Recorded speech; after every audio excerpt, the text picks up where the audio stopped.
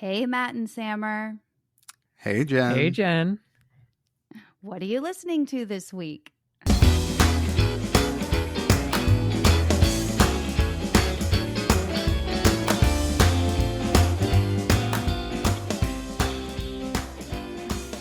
Welcome to What Are You Listening to This Week, the weekly podcast where we talk about our favorite songs. Some old, some new, all good. I'm Jenn Tully, and this week I'm joined by Matt Sidholm and Sammer Abu Salbi, co-hosts of the Super Awesome Mix podcast. And this week we are going to discuss our favorite holiday songs.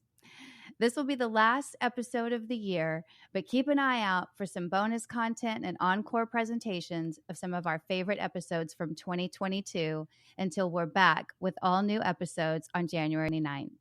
With that, let's get started. Matt, Sammer, what are you guys listening to this week? All right, so I guess I'll go first because my picks are better than Matt's. That's why. No, I'm not going to referee this whole episode. These are ranked, right? Yeah. These are, that's how I thought they were arranged. Backwards.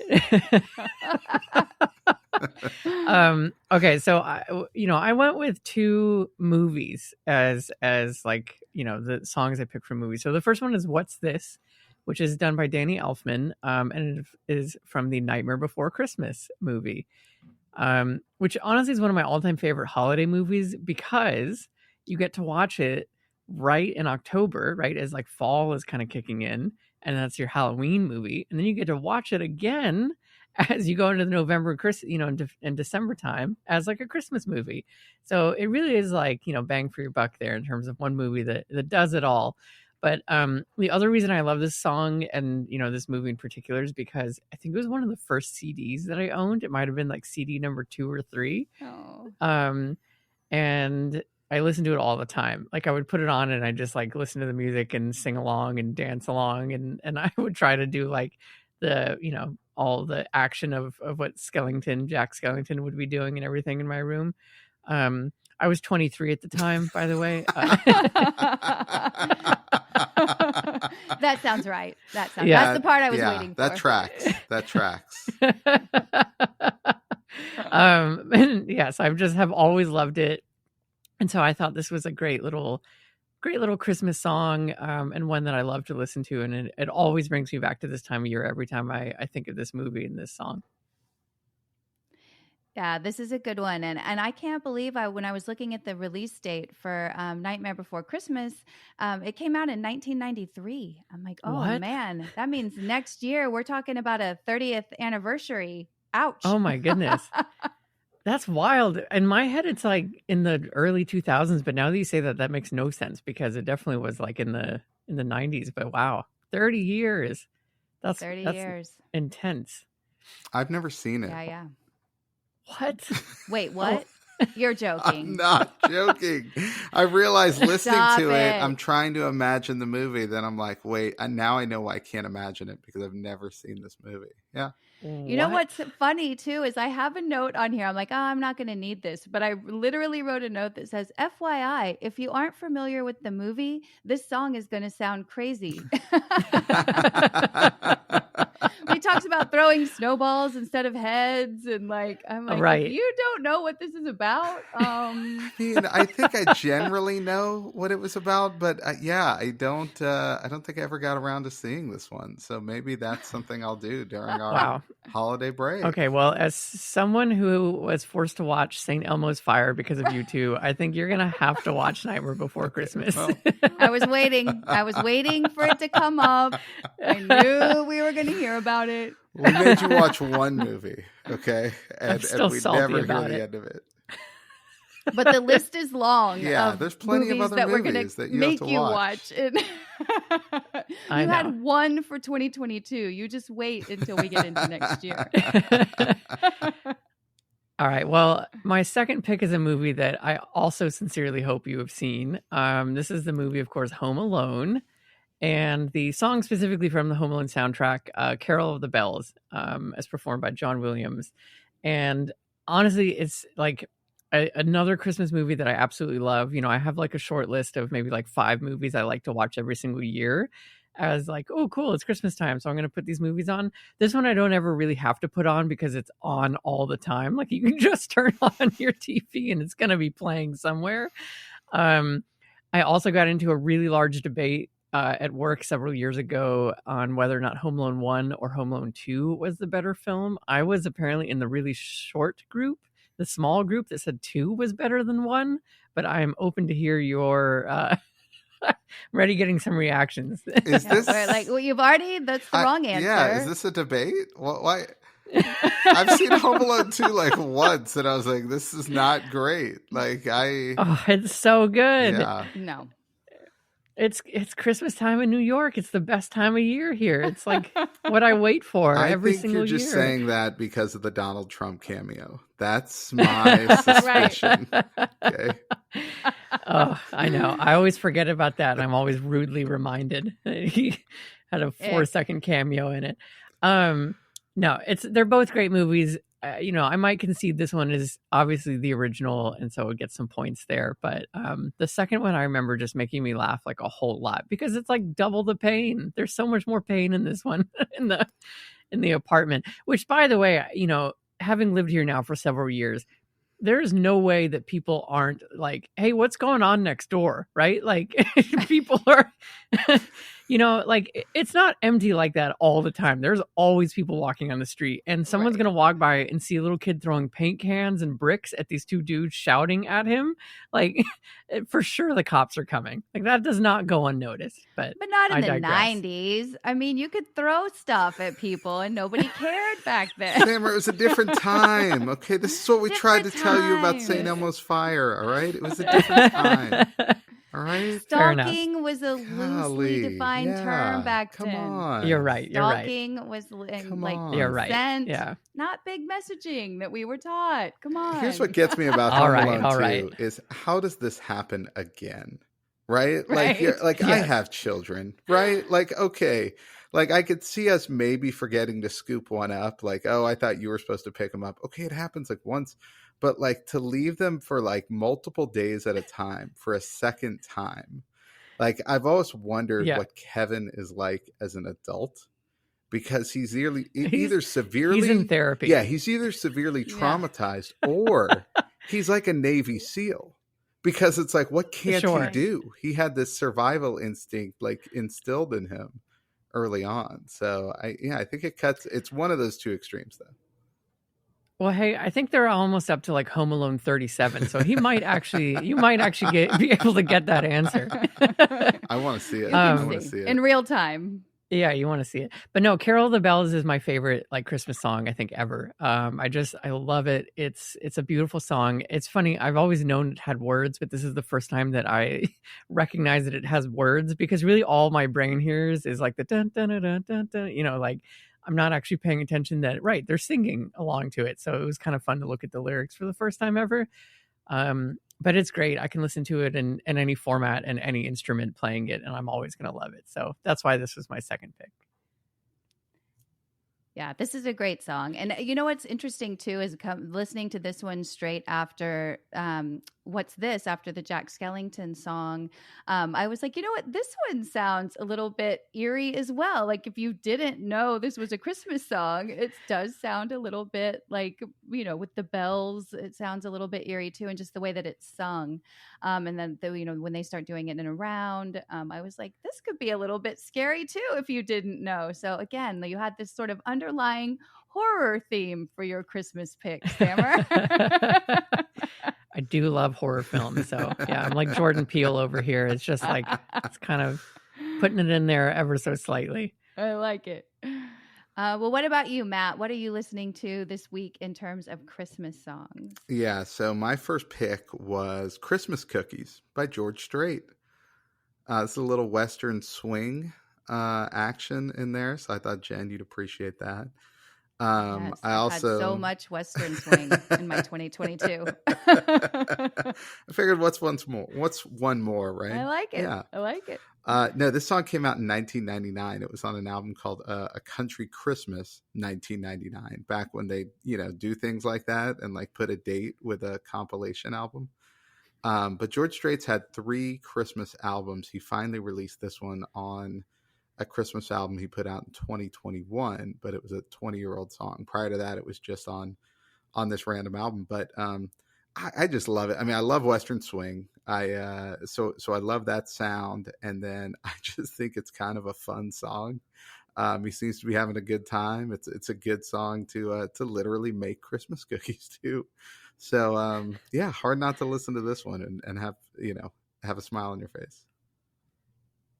It is. I like it. It's cheeky. It's like you said, I'm like, he's making Christmas cookies, and it sounds like they're trying to make some whoopee too, the way that he's telling the story there. I was like, we're getting into like, this is like a sexy time, like country rap. And so then I started imagining like, how does this song sound as performed by like Terrence Trent D'Arby? Like, I think we have a different kind of Christmas cookies on our hands then. Like, that's all I could think about was like, as I'm listening to the words, like, wow, he's really like, he's trying to put all kinds of innuendo into this cookie baking here. I love how you pulled Terrence Trent D'Arby as the artist you'd want to hear sing this song. Well, I was thinking of like, smooth, sexy time, voice, kind of rap, kind of talk. Wishing Well came to mind. What am I going to do?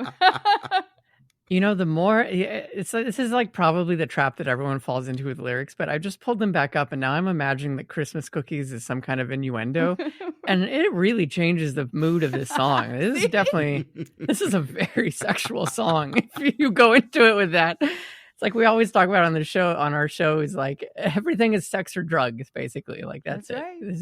This is definitely not the actual literal cookie here. Well, if you take my my innuendo out of the song, I agree that it is a hilarious Christmas song. But now everybody, it's cute and it's funny. But now everybody, I challenge you to not to not be completely distracted by every single double meaning that we've come up with. But for your kids not listening to this podcast, they'll just think it's a song about Christmas cookies. It's still, there's nothing explicit in the lyrics. It's true. It's true. And I love too that you did bring like the country Christmas songs. Those always remind me of being a kid and being at my grandparents' house. We listened to a lot of Gene Autry Christmas and Elvis Christmas and, all of the classics there. So this is one too that like all of George Strait, for every single one of his Christmas albums or any compilation he's ever been on is on high rotation in my parents' house and my grandparents' house growing up. So that's always like a good signal that Christmas is here whenever you hear music that you remember, especially hearing at your parents' and grandparents' house when you were a kid. So I love this one for that reason. All right. What was your second pick, Matt? To the surprise of no one, tell us what your second pick is. Of no one. Okay. I had to go with Santa Claus is Coming to Town. Of course, the live version by Bruce Springsteen and the E Street Band. They've never recorded this one in the studio, so it's only the live version that you get. But yeah, I mean, it's just great because you get the, the patter back and forth with the crowd and the band. And then, they really take this children's song and turn it into a Bruce Springsteen song. It's really remarkable, I think, and I never get tired of listening to it myself.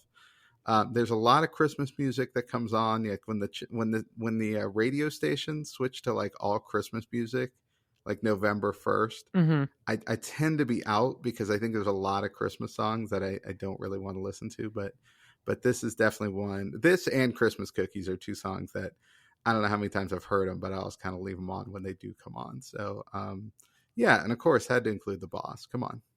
Of course. We couldn't have let you end the year without giving us a Bruce Springsteen song for your Christmas song. And I did not know that this had never been recorded in a studio. But when I think about it, I'm like, yeah, that's all you ever hear is, him doing the live version with the banter in the crowd and asking, Clarence if he's been a good boy and he wants a new saxophone and right. all of that. Like, I just love it because it's so recognizable. From the very first second you hear it, you know what song it is. And I love too how happy Bruce sound singing it. Like even at the end, he's cracking up, like he can barely get the lyrics out or the banter out. And so that's always something that I noticed from the very first time I heard this song too, was, man, he sounds so happy singing this. So I actually love that about this song, that he's so like tickled singing it. He does seem to have a very good time singing it. You're right. This is quickly becoming one that I also associate with this time because it does get a lot of radio play. Like this is definitely one that is going to be on every single year. And yeah, it's good. It's a Bruce song, you're never going to be upset listening to it. But you're right. Yeah. The joy of it does come through, even though, but like you hear the kids version and it's fine.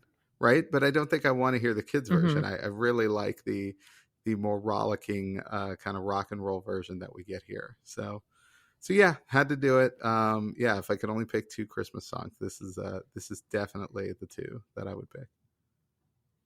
Yes, both the good ones. And that's what's hard. I think you're right in what you had said earlier, is that it's hard to find Christmas songs because there are so many that you like, but maybe you've just heard too much, right? Like I love Last Christmas by George Michael, but I've heard it so many times that I'm like, oh, I can't, So it was hard to pick some, Christmas songs that I like and that I do want to hear every year. And so that was a challenge for me. But the 2 that I came up with are same as you guys. Like I can just listen to over and over. I know I'm going to hear them as soon as Christmas music starts, and I'm never mad at either one of these songs.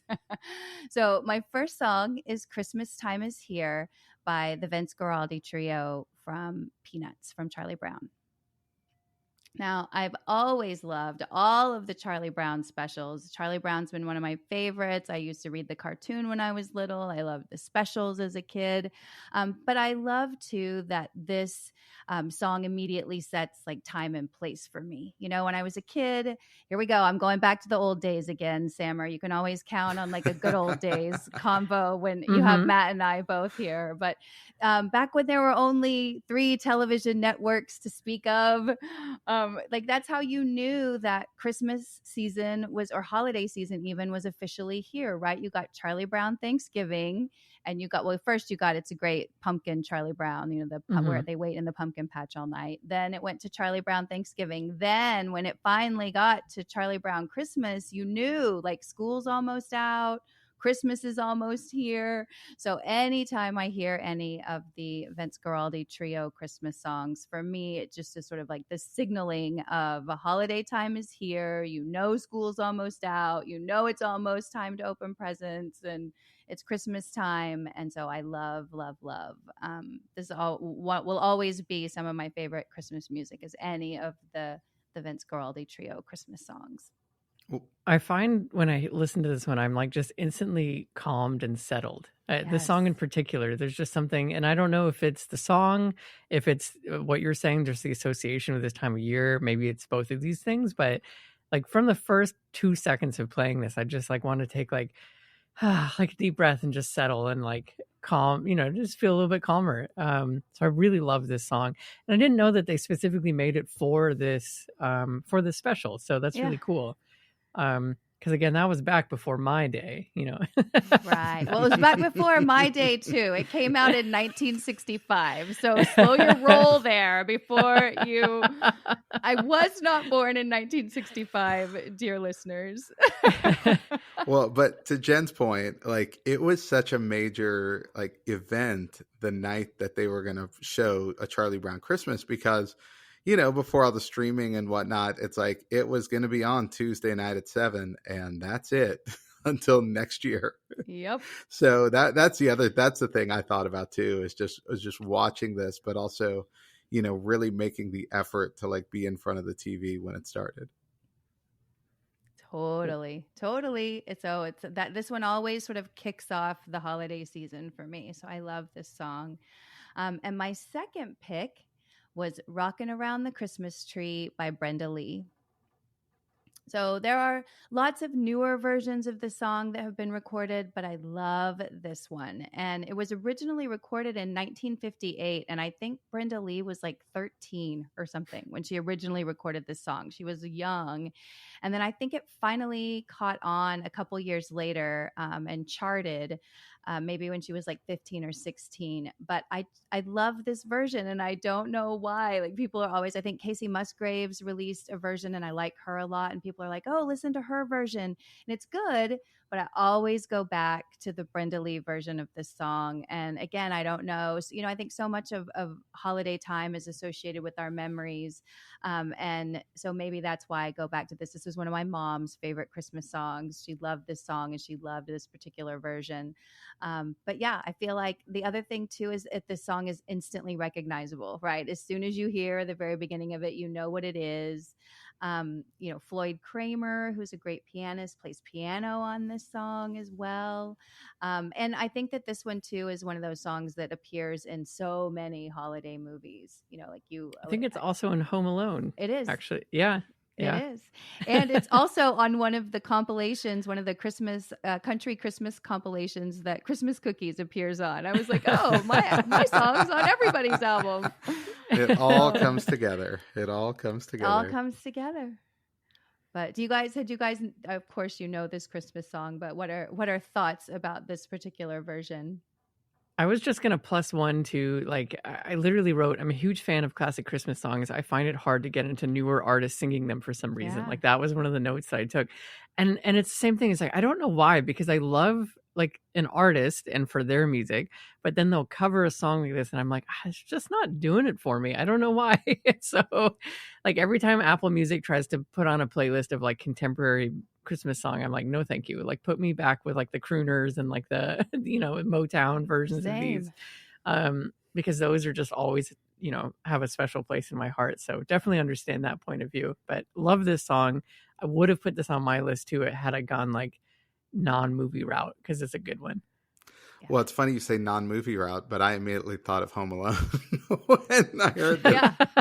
I was like, oh, right, That's another fair. Home Alone song. Not that I only know it from Home Alone, but that's just the vision that came to mind. But yeah, I'm with you guys. I don't get into, that was kind of the weird thing, the popularity, and I still enjoy the song, even though it gets played a bazillion times, but All I Want for Christmas Is You by Mariah Carey.